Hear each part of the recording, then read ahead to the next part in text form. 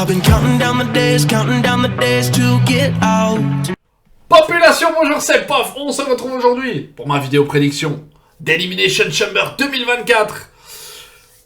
Un PLE qui sera diffusé en direct de l'Australie. Donc, qui dit déplacement, dit décalage horaire. Et, c'est pas pour nous déplaire, pas besoin de faire une nuit blanche. Le kick-off débutera à 10h et le PLE commencera à 11h. Une carte extrêmement réduite. Triple H, voilà, il n'a pas envie de se fouler, visiblement. 4 matchs sur la carte principale. Et j'ai bien fait d'attendre. Un ajout de dernière minute. Un match ajouté dans le kick-off. Ma hype est mitigée. Je vais pas te mentir. Je trouve la construction assez light. La carte me semble... les résultats de la carte me semblent extrêmement prévisibles. Et... oui, je trouve que cette route vers WrestleMania est plutôt fade. Il y a quelques bonnes surprises, attention, on va pas cracher dans la soupe. Mais, pour le moment, je dois avouer que je me sens pas vraiment investi dans ce que la WWE nous propose. Il y a toute cette histoire autour du main event de WrestleMania. Heureusement, voilà, la WWE a fait machine arrière et on aura bien droit à notre Cody Rhodes contre Roman Reigns. La tournure que prend le Rock me déplaît pas. Honnêtement, je suis pas un fan de Dwayne, mais la tournure actuelle, voilà, ça me plaît bien. Je trouve malheureusement que l'autre vainqueur du Royal Rumble, Bayley, n'a pas l'exposition qu'elle mérite. Toute cette histoire autour du damage control, voilà, pourrait être mieux exploitée. Je trouve que c'est vraiment... voilà, l'histoire est vraiment en retrait et mériterait beaucoup plus d'exposition. Du côté de Monday Night Raw, voilà, on sait que la blessure de Punk a bousculé les plans, mais tu as la bonne surprise, le turn, qui a mis un peu de temps à réellement prendre forme, de Drew McIntyre. Et franchement, l'Écossais, il vend du rêve pour le moment. Et voilà, ça me fait kiffer. Par contre, le reste, voilà. Il n'y a pas de quoi se taper le cul par terre. Mais on va quand même en parler de façon le plus objective possible. Tu sais bien, si t'es un habitué de la chaîne, moi je dis les choses. Si j'aime pas, j'aime pas. Et je m'en bats les couilles. Et si je kiffe, ben je kiffe. Et ça c'est bien. Parce que bon, je kiffe pas tout le temps. Je kiffe pas beaucoup d'ailleurs. Mais bon, voilà. Voilà, l'intro est beaucoup trop longue. J'espère que tu passeras un bon moment devant cette petite vidéo. Si c'est le cas, n'oublie pas le petit pouce bleu. N'oublie pas de t'abonner si c'est pas déjà fait et que tu aimes le contenu. Et n'oublie pas la petite cloche si tu veux rien rater. Je pense que tout est dit. C'est parti! I've been looking for a way from this. Les Kabuki Warriors vont défendre leur WWE Women's Tag Team Championship face à Candice LeRae et l'enfant du pays, Indy Hartwell, dans le kick-off. C'est un beau geste de la part de la WWE d'offrir un match à Indy Hartwell devant son peuple. Mais voilà, le match a un gros défaut. Le manque de construction. C'est un 0 pointé. Et ça m'emmerde. Malheureusement, pour moi, le suspense est inexistant. Asuka et Kairi Sane vont conserver leur titre. Ça va être un bon moment pour Indy Hartwell. Certainement rempli d'émotions. Et ça, c'est toujours cool pour un athlète. Je suis personnellement très content de voir Madame Candice Wrestling sur la carte d'un PLE. Même si c'est en kick-off. Selon moi, elle mériterait d'avoir un statut plus important du côté de la WWE. Mais ça reste un avis personnel. Je la trouve extrêmement talentueuse et énormément sous-estimée. Mais bon, c'est un détail. Je pense que le trio des japonaises vont débarquer à WrestleMania très bien construites, en possession de toutes les ceintures par équipe. Et Io Sky avec le titre majeur du côté du show bleu. Et voilà, c'est tout. Il n'y a rien de plus à dire. Zéro suspense, ce sera cool pour patienter, parce que bon, voir Booker T et toute la clique parler pendant 1 heure, c'est très sympa. Avoir des promo clips, c'est très sympa. Mais voilà, avoir un match dans le kick-off, c'est toujours un plus, c'est non négligeable. Et, je précise, c'est diffusé gratuitement sur YouTube. Donc, c'est très bien. On passe à la suite. I've been looking for a way from this. Becky Lynch, Naomi, Bianca Belair, Liv Morgan, Tiffany Stratton et Raquel Rodriguez vont s'affronter dans un Elimination Chamber. La gagnante aura une chance pour le WWE World Women's Championship à WrestleMania. On va le dire tout de suite, le suspense est quasiment inexistant et dans la logique, Becky Lynch devrait remporter ce match. Il y a eu des matchs de qualification et pour déterminer la dernière participante, nous devions avoir droit. Est-ce que c'est français? La WWE devait organiser une Last Chance bataille royale. Au final, on nous a tapé une bataille royale avec toutes les meufs de Raw et SmackDown. Et Raquel Rodriguez a fait son retour et a logiquement remporté cette bataille royale. Sur papier, je pense que le match va être bon. Tu as une bonne composition en termes de participantes, des techniciennes, des meufs plus robustes. Un bon mix qui peut donner un bon match. Il y a très peu de rencontres sur la carte, donc on va leur laisser du temps. Je pense que ça va être plaisant. Malheureusement, voilà, le résultat plus que prévisible a tendance à niquer ma hype. Mais comme ça, paf, un gros coup derrière la nuque. La hype, elle tombe comme ça, comme une merde. Je suis sûr qu'on va avoir droit à des moves sympas, des faux suspens et des trucs comme ça. Ça va être cool. Franchement, ça va être cool. Mais, voilà. Becky Lynch, Rhea Ripley, l'affiche est protégée depuis presque 1 an.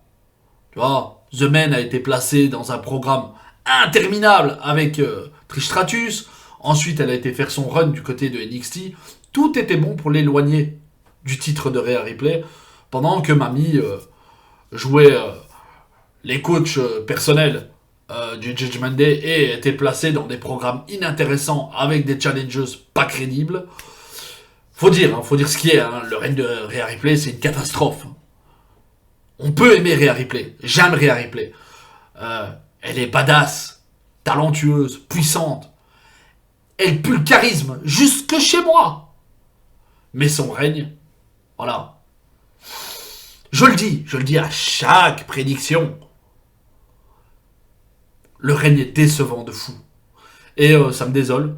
Et c'est dégueulasse, hein.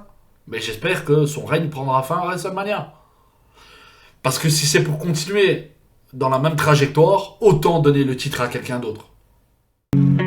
I've been looking for a way from this. Le Judgment Day va défendre ses WWE Undisputed Tag Team Championship face au New Catch Republic. En gros, c'est le British Strong Style avec un nom de merde. Finn Balor et Damien Priest sont champions par équipe depuis un bon moment. Si on oublie la passation avec Cody Rhodes et Jey Uso qui n'a pas duré très longtemps. De l'autre côté, tu as Pete Dunne et Tyler Bates qui ont battu DIY pour avoir ce match par équipe. Je suis très content de revoir Bate et Dunn associés, encore plus par équipe. Et je suis encore plus content du décès tragique de Butch et de la renaissance du Bruiserweight. Bon, là, encore une fois, une construction très faible, voire inexistante, ce qui me pousse à pronostiquer une victoire du Judgment Day. Cette route de WrestleMania est extrêmement faible. D'un point de vue objectif, je trouve ça relativement frustrant. Le programme de Cody Rhodes, Roman Reigns, englobe tout. Certains trucs pop par-ci par-là, mais il n'y a rien d'intéressant et je trouve ça décevant. J'ai vraiment très peu de hype. Vraiment du mal à m'investir dans le programme. Et à chaque fois, je me dis, ça va être cool. Balor est bon. Pete Dunne est excellent. Tyler Bate est incroyable. Damien Priest. C'est Damien Priest. Et sur la carte, ça peut être cool. En comptant évidemment les potentielles distractions et interventions de Dominique et de JD. Ça peut être bien. Mais j'ai vraiment du mal à m'investir. Et ça me fait chier. Grayson Waller va lui aussi avoir son moment devant son public. Il va recevoir le vainqueur du Royal Rumble, The American Nightmare, Cody Rhodes, et le WWE World Heavyweight Champions, Seth freaking Rollins. Je sais pas trop à quoi m'attendre, honnêtement. Bon, ça va certainement tourner autour de l'histoire entre Cody Rhodes et Roman Reigns, le Rock, la Bloodline. Enfin, tu connais. En fonction du placement des matchs, peut-être que le futur adversaire de Seth Rollins va également s'inviter à la fête. J'en sais rien. Je pense que ça va prendre un petit moment. Tu vois, tu as deux invités. C'est la route de WrestleMania. Il se passe rien de vraiment très hypant dans cette route, hormis l'histoire Cody Rhodes, la Bloodline. Donc, si ça peut permettre d'amener un petit peu de hype, c'est toujours bon à prendre. Kevin Owens, Bobby Lashley, Drew McIntyre, Randy Orton, le champion des États-Unis, Logan Paul et LA Knight vont s'affronter dans un Elimination Chamber match. Le vainqueur affrontera Seth Rollins pour le WWE World Heavyweight Championship à WrestleMania. C'est le match le moins prévisible de cette carte. Selon moi, et selon mon ressenti personnel, deux noms se détachent pour être le potentiel challenger. Mais avant de se focaliser sur ces deux potentiels vainqueurs, on va parler des 4 autres participants. Logan Paul, le champion des États-Unis, est en rivalité avec Kevin Owens. D'ailleurs, lors de la conférence de presse, Triple H et Randy Orton ont dû séparer les deux hommes qui ont eu une petite altercation. Et tu as LA Knight qui est clairement pour moi redescendu dans la mid-card. Où est sa place? Que ça te plaise ou non, c'est une réalité. Et je pense que on va se diriger vers un multi-man autour du titre US pour WrestleMania. Peut-être un ladder match à 6 ou... Mais voilà, la rivalité Logan Paul, Kevin Owens va se poursuivre. On va ajouter LA Knight et peut-être d'autres gars, tu vois, autour du titre US. Histoire d'occuper un petit peu tout ça. De l'autre côté, tu as Bobby Lashley, qui est en rivalité avec Karrion Kross et AOP, tu vois, le truc du jugement dernier, je sais plus quoi, je sais plus comment ça s'appelle, testament final, truc machin. Enfin, encore un nom de faction claquée. Il est, lui, associé à B-Fab et les Street Profits. Tu vois. Rien d'intéressant. rien d'intéressant. Bobby Lashley a énormément perdu en stature lors de cette dernière année. Et ça explique un petit peu pourquoi je ne le vois pas gagner. C'est un big man, c'est un nom prestigieux, un ancien champion de la WWE. Je vais dire, il mérite sa place dans le match, mais ce n'est pas un potentiel vainqueur selon moi. D'ailleurs, la WWE a offert entre guillemets, hein, mais a placé beaucoup d'Australiens sur la carte. Vu qu'il ne fait pas partie des vainqueurs, j'aurais bien aimé voir Bronson Reed être présent. Lui qui est australien et qui n'est pas présent. Donc, ça aurait été cool pour lui. Maintenant, parlons des potentiels vainqueurs. Drew McIntyre, le heel le plus chaud de Monday Night Raw, et Randy Orton, qui est une véritable légende vivante. Pour moi, ça va se jouer entre ces deux gars-là. Et je vais pronostiquer une victoire de Drew McIntyre. Depuis son turn, McIntyre est redevenu hot. Le gars est attractif. C'est le retour du Scottish psychopathe. Le gars le revendique. Il a blessé et éloigné CM Punk de la route vers WrestleMania. Il a blessé le champion du monde poids lourd. C'est l'homme à abattre. Donc, victoire de Drew McIntyre. C'est le match qui me hype le plus sur cette carte. Et ouais, je pense que ça va être vraiment, vraiment très, très cool. Entre la puissance de Drew McIntyre et de Bobby Lashley, l'expérience de Randy Orton, l'animosité entre Owens et Logan Paul, les fourberies du champion des États-Unis et dans le match il y a aussi l'autre mec là, LA Knight là, je m'en fous, voilà, il est là, tant qu'il gagne pas, moi c'est bon pour moi. Et ouais, je suis hypé pour ce match. Franchement, c'est clairement la rencontre qui fait que je dépasse les 5 sur 10. Tu vois, sur le show global.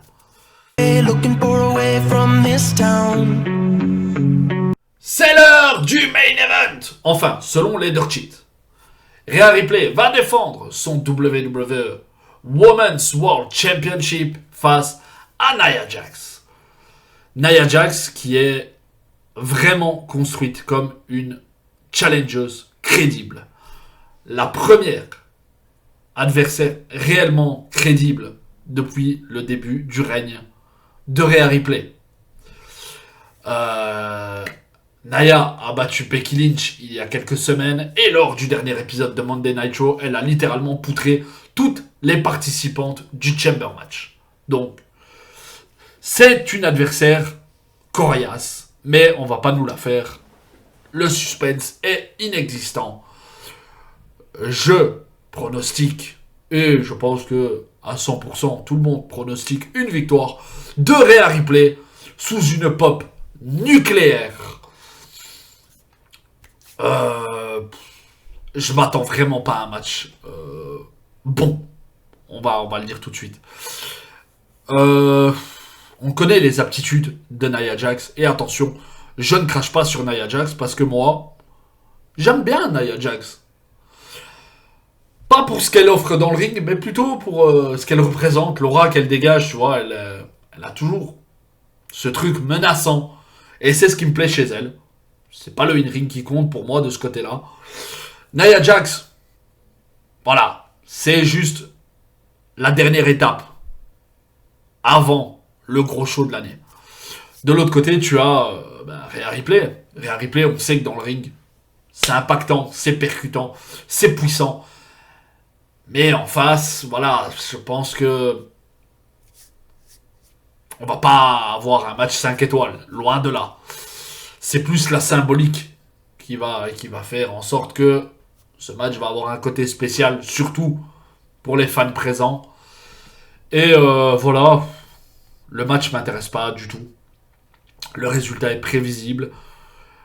Je m'attends par contre à une petite séquence en aftermatch. Tu vois, une confrontation. Je verrais bien, je l'ai pronostiqué, Becky Lynch venir se faire un petit tête-à-tête avec la championne, histoire de conclure le show de la plus belle des manières.